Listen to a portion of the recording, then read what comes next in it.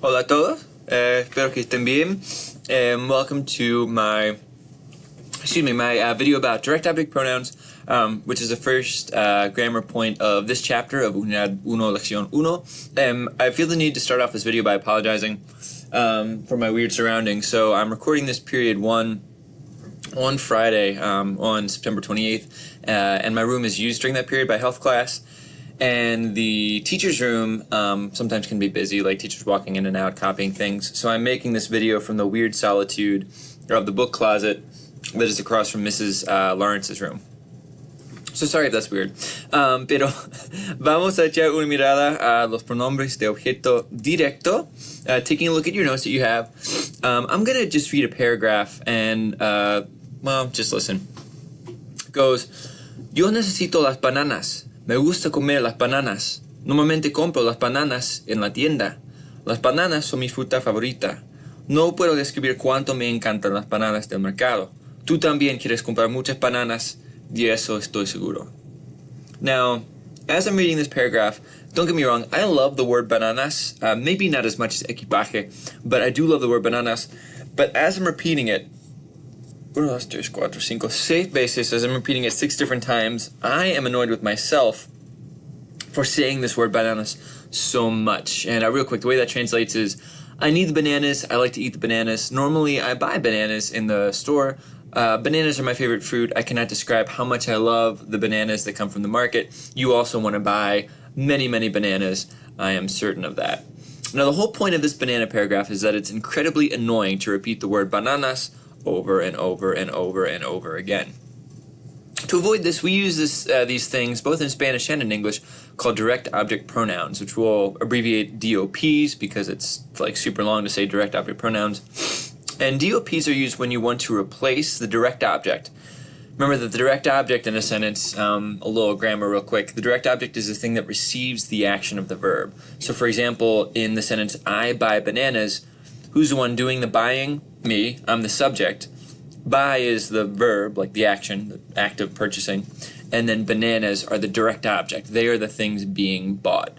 Or for example, let's say that someday in class, some student got really mad at me, stood up and punched me directly in the face. Hopefully that won't happen. But in that case, the student would be the subject. The verb would be punching, right, the hitting me. And then I, like me, would be the direct object, the person receiving the punch directly to the face. So we do this in English without thinking about it. We replace direct objects with direct object pronouns. Instead of saying, for example, I need bananas, I like bananas, I normally buy bananas at the store, blah, blah, blah, blah, blah, we can say, I need the bananas, and then as soon as we establish that we're talking about bananas, you can say, I bought them. I normally buy them, replacing the idea of bananas with another word just to shorten up what it is that we're saying. So note, I missed a blank here, sorry. Note that in Spanish, direct object pronoun that replaces the direct object will always go before the verb. So in English, it typically goes after the verb where the noun would go. So like, I buy bananas, I buy them.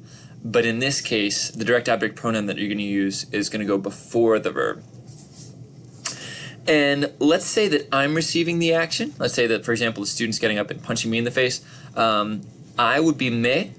If you're receiving the action, te. If one feminine or masculine thing or person is receiving the action, if it's one masculine person or thing, it would be lo. If it's one feminine person or thing, it would be la. If we're receiving the action, nos, do not care about vosotros. And then if more than one masculine or feminine thing are receiving the action, it would be los or las. So for example, I could say, comemos tortas. We eat, tortas can mean both sandwiches and cake, depending on the country you're in. But comemos tortas. That tortas is more than one thing. It's feminine, replace it with las. Las comemos. Or llamamos a mi padre. We call my dad. My dad is one person, he's a he, so lo llamamos. Compro la salsa. I buy the salsa. La salsa is one thing. It's feminine, replace it with la. Put it before the verb, like should have been in the blank up there. La compro. Or llevo, let's just say llevo, perdón, you can cross out that S. Llevo los shortes. Los shortes, I wear shorts. Shortes are more than one thing. They're considered masculine in Spanish.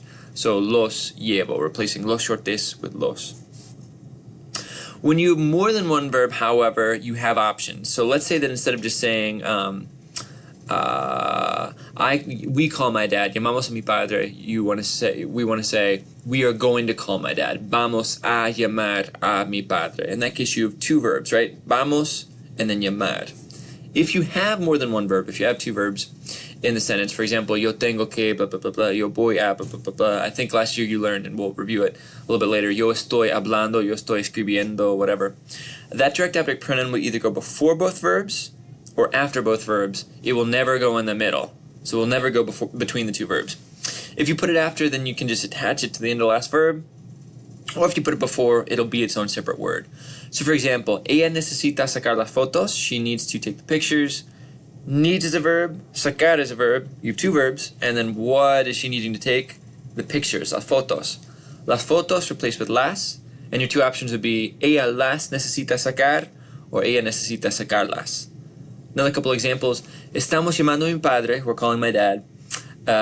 My dad is the one receiving the call. And you have two verbs. We are and calling.